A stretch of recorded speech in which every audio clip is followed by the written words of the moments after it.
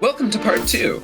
So, I've covered a lot of ground, but before I answer this common top or common center question regarding Super 35, I first must return to movies' old nemesis, television.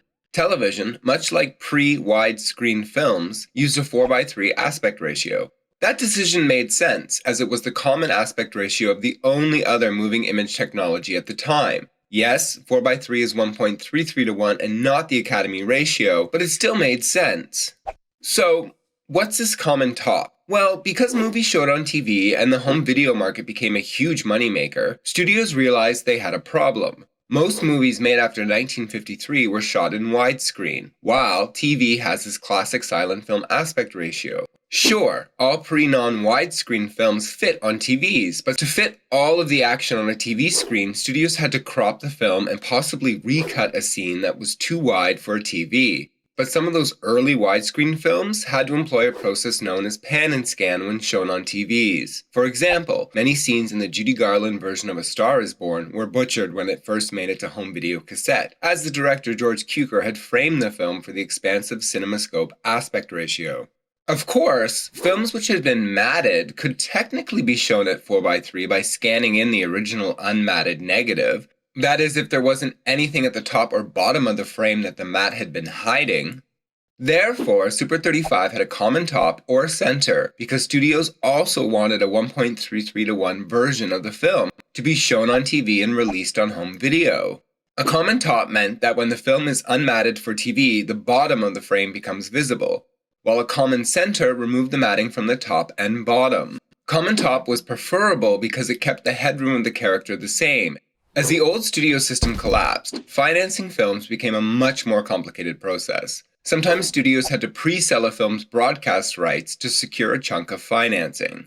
This pre-sale guaranteed that a network had the right to first broadcast the film on television. Star Trek: The Motion Picture was partially funded by a pre-sale to ABC, and countless other films. Studios also gave instructions to filmmakers that they should try and frame their films so that they could be shown on TV if A, shot anamorphically, B, when they were unmatted. Using a 4-perf common top or center gave studios their TV aspect ratio, but it wasn't a cost-saving measure the way 3-perf Super 35 was.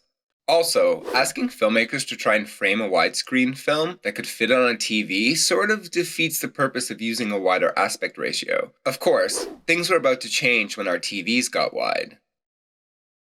Back in the 1980s, an engineer at SEMTE, the Society of Motion Picture and Television Engineers, found that the average geometric mean aspect ratio of all the aspect ratios used in motion pictures was 1.777777777777 to 1. Essentially, if you put all these aspect ratios together and align them from their center point, they all kind of fit nicely into this ratio of 16:9, or rounded up to 1.78 to 1. This was a detailed plan for the future, put forth by SEMTE and adopted universally. Sure, different regions had different frame rates and hertz cycles, but everyone adopted this new aspect ratio and the pixel counts that came with it, but more on that in a bit. Video cassettes were slowly being displaced by DVD in the late 1990s. Yes, laserdiscs had been around since the 70s, but these were bulky and expensive, reserved for film buffs and enthusiasts who could afford it. Also in the 90s, film buffs were kind of fed up with this pan and scan and started demanding widescreen home video releases. TVs just needed to be wider. Eventually, new technologies like plasma and LEDs facilitated a rapid onslaught of widescreen TVs, replacing the classic CRT technology, to the point that the 16:9 aspect ratio is found not only on TVs, but computer monitors and even those smartphones in your pockets. With this aspect ratio came high-definition broadcasts and Blu-ray discs that had resolutions of 1280 by 720, 1920 by 1080, and my favorite, ultra-high-definition UHD, 3840 by 2160. Ironically, widescreen started out as a way to combat a loss of sales to TV, but eventually became the standard way we consume media outside of movie theaters. Since aspect ratio is tied to the physical dimensions of film and the technology surrounding it, I felt it would be appropriate to talk about digital camera sensors. I'll try to confine myself strictly to sensors used in making films, as there is a lot of data about this topic, and it also kind of bleeds into still photography. Essentially, a sensor converts light traveling through a lens into an electronic or digital image. Older TV cameras turn this into a signal which could be broadcast or recorded on tape. while modern sensors transform that information into pixels.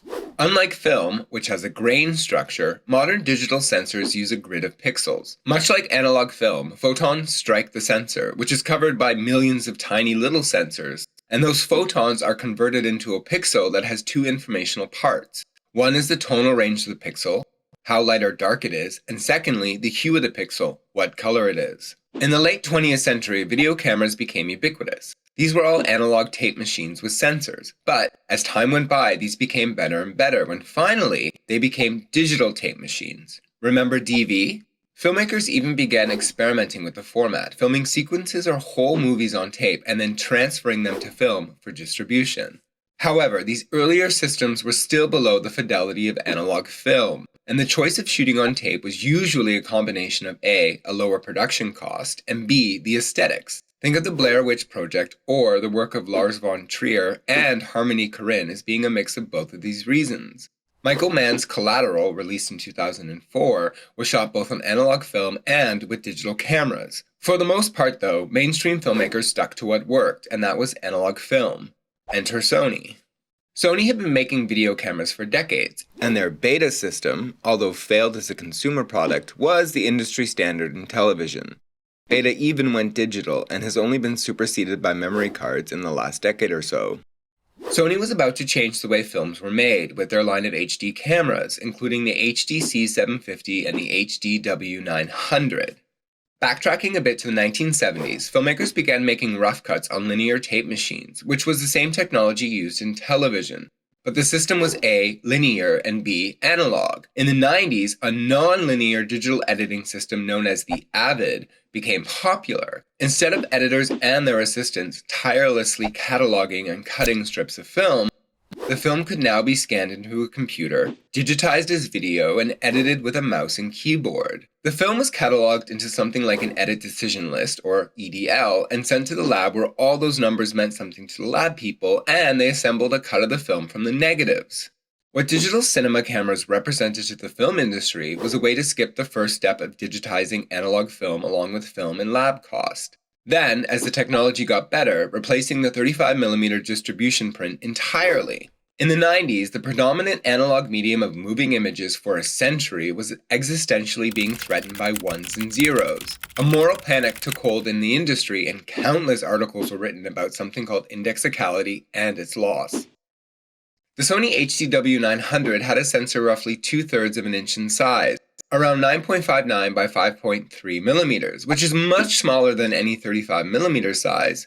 But this could produce an HD image 1920 pixels wide by 1080 pixels tall, or 2 megapixels. All you do is multiply the pixels. This isn't terrible quality, and it allowed filmmakers to save money by skipping film lab and digitizing costs, only having to transfer the movie to a print stock for exhibition.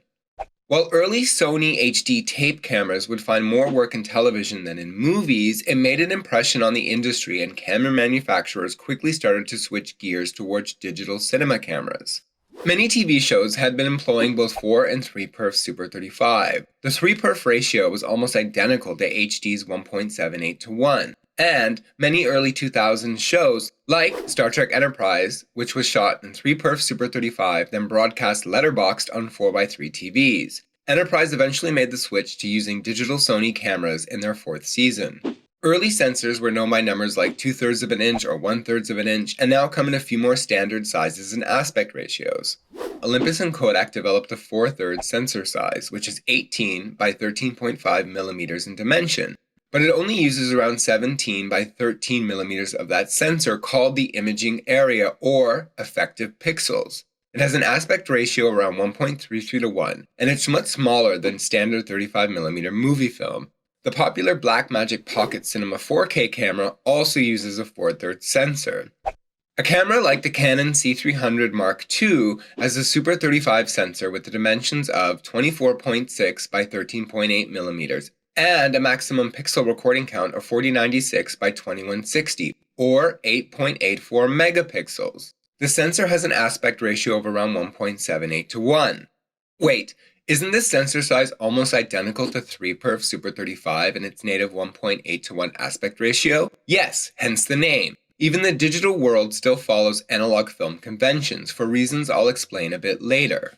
Blackmagic's Ursa Mini has a sensor size of 27.03 by 14.25 millimeters, another Super 35 sensor, which produces an aspect ratio of about 1.9 to 1 and can shoot in 4.6K, which is 4,608 by 2,592 pixels, or 11.9 megapixels. The red Komodo, another Super 35 sensor, clocks in at about 27.03 by 14.26 millimeters, with a native aspect ratio of 1.9 to 1. But this camera can shoot in 6K, or 19.9 megapixels, by having more sensors crammed onto the Super 35 sensor size. The Sony f55, which was used for the first few seasons of The Crown, has a Super 35 sensor coming in at 24 by 12.7 millimeters. Not to be outdone is something like the Arri Alexa LF, which has a sensor size of 36.7 by 25.54 millimeters and an aspect ratio of around 1.43 to 1. Isn't this the same aspect ratio as IMAX film and close in size to 135mm still film? Yes and yes. Wait, what's this weird 1.9 to 1 aspect ratio? Wait, why is the Alexa LF like still photography? It's called a full frame sensor? What the heck is a full frame sensor? Okay, I just opened up a can of worms and I'm going to try and unpack all this jargon and hopefully explain why things are the way they are. Okay, first I'll start with this weird number I haven't discussed before, 1.9 to 1. What is up with that aspect ratio? I know, it's kind of weird. Well, when films first started to be shown digitally, studios scanned analog film at a horizontal resolution of 2048 pixels wide, ergo 2K. Why at that resolution and not HD's 1920? Well, why do something simple when you can make something complicated? No, just kidding.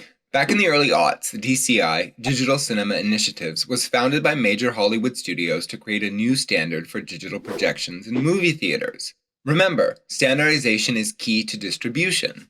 In those days, movies were still mostly shot and shown on film, but the studios were investing in their digital futures. In the aughts, films might be shot digitally but then transferred to 35mm film for movie theaters not yet equipped with 2K digital cinema projectors. Slowly, digital projection took over until they pretty much replaced analog film projectors. Because DCI 2K, also known as Cinema 2K, was only ever going to be used as a system for film distribution and never for home markets, it didn't have to align with HD TVs.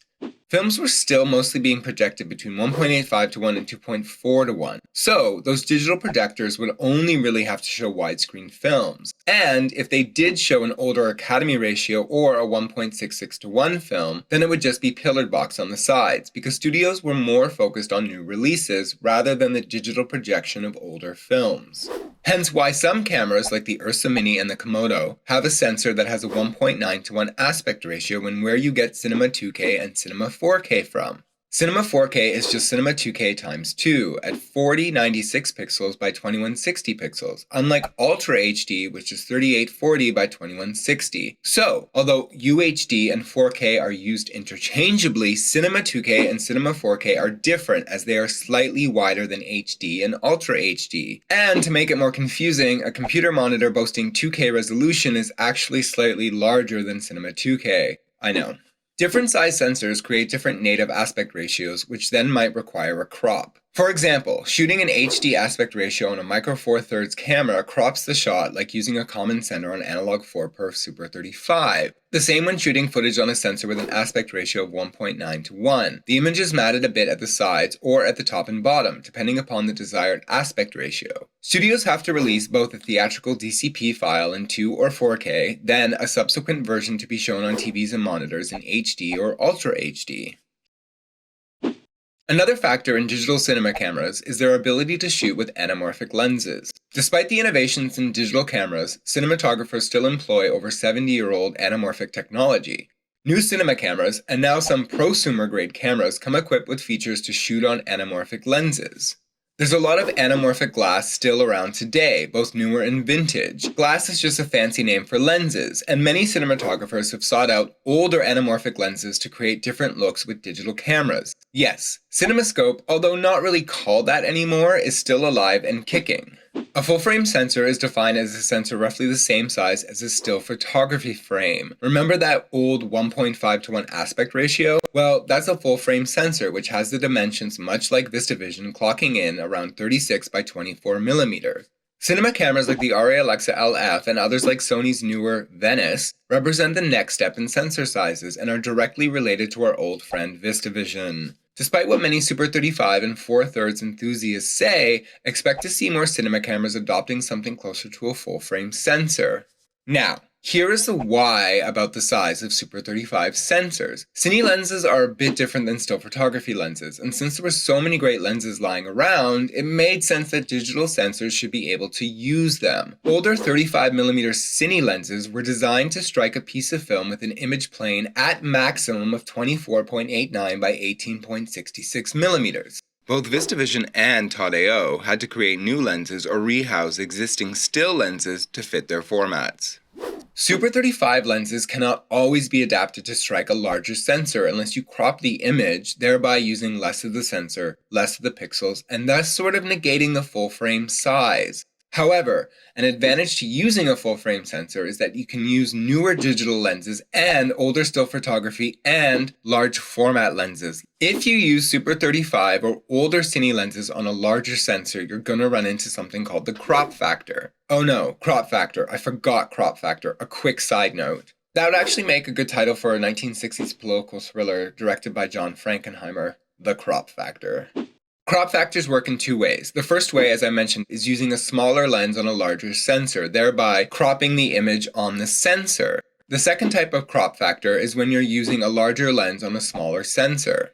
Because motion picture film and still film are the same gauges, but the image plane was not the same size, the focal lengths of the lenses don't match up. A 50mm lens on a full-frame sensor, or 8-perf negative, isn't the same on smaller or larger sensors. On a Super 35 sensor or a 4-perf film negative, a 50mm focal length equivalent would be around 32mm. If you put a 50mm still lens on a Super 35 sensor, there's a crop factor of 1.6, so the image will seem a little bit more cramped than that same lens on a full-frame sensor because it will have a narrower field of view. What you're missing when you put a still lens on a Super 35 sensor is the lens's true field of view. How much it sees. Nothing gets closer or further, it's just cropped because the sensor is smaller than the 8-perf or full-frame sensor. The same would be true if you used a still lens on an analog 35mm movie camera. Here's a link to a great article on crop factors because I need to keep going. So, not only is CinemaScope still around today, but the dimensions and fidelity of VistaVision are back. The advantages of shooting on a near or full-frame sensor include a shallower depth of field and slightly better exposures under low lighting conditions. That's not to say Super 35 or 4/3 sensors are obsolete. Quite the opposite. It's just that a larger sensor is slightly better at doing certain things. For years, the cost of a full-frame sensor was prohibitive, but technological leaps have made a full-frame sensor more affordable. Whatever happened to Cont'd's 65mm and IMAX? Well, not only has 65mm film survived, but it's also gone digital. The Arri Alexa 65 has a sensor size of 54.12 by 25.58 millimeters and a native aspect ratio of 2.11 to 1, very similar to Cont'd's 48.5 by 22.1 millimeter frame size and their 2.2 to 1 aspect ratio. The Alexa 65 is actually bigger. Additionally, Quentin Tarantino dusted off some Ultra Panavision 70 lenses and revived the process for his film The Hateful Eight. Although met with mixed reviews and criticisms on his use of the ultra-wide format, it just goes to show that all this old tech from the 50s is still in use today. Not only the engineering that went into developing widescreen, but the actual equipment as well. IMAX today just doesn't include only the 15-perf 65mm system, but now includes 2K and 4K variants shot on cameras like the Alexa 65, and their analog IMAX 65 system which Jordan Peele used to shoot Nope. IMAX 65 runs 65mm film vertically through the gate, just like Cont'd, but he and his cinematographer paired it with an infrared Arri Alexa 65 sensor and combined the two images in post to create breathtaking day for night shots. Additionally, the award-winning Roma showcased what a larger 65 sensor can accomplish. The main difference between sensors and film is that film uses grain and sensors use pixels. Just because two sensors are similar in size doesn't mean they have the same quality, feeling, or capture size, as each company has their own technology, software, and sensor codings. It's much like the difference between film stock manufacturers, and just like cinematographers have to find the best film stock to achieve the vision of the director, now they have to find the right camera with the right sensor to achieve that vision. It's only within the last 10 years that digital sensors have matched and surpassed the technical limits of motion picture film. When I say that, I'm talking about the dynamic range, which is the sensor's ability or limit of capturing as many tonal values as possible, a gradient from white to black. Analog film can capture around 12 to 13 tonal values, called stops, while some digital cameras now boast anywhere from 15 to 20 stops. Some of these cameras employ a system known as HDR, which is just like the software on your cell phones. Two images are recorded successfully at different exposures and then combined to create an image with an expanded dynamic range. The film Mank used this system. You can even find it in the opening credits, filmed in high dynamic range. So, to wrap up, digital sensors come in different shapes and sizes that sort of mimic analog film dimensions to some degree. There are sensors measured in inches, like the 1 and 2.5 inch sensor on the Panasonic X1500, 4/3 sensors on Olympus, Blackmagic, and Panasonic cameras, Super 35 sensors, full frame sensors, and larger sensors like the one found on the Alexa 65. Movies are tied to technological breakthroughs that influence storytelling. When widescreen first came out, many Hollywood filmmakers used the format and larger screen size to use more long shots and long takes, allowing the frame to do the work for them. Eventually, European and Japanese filmmakers started to use anamorphic lenses and arguably push widescreen visual storytelling into a new realm. Additionally, because digital sensors are better at details in the shadow than film, you're seeing a lot of high dynamic range with soft, low contrast and lots of detail in shadow areas.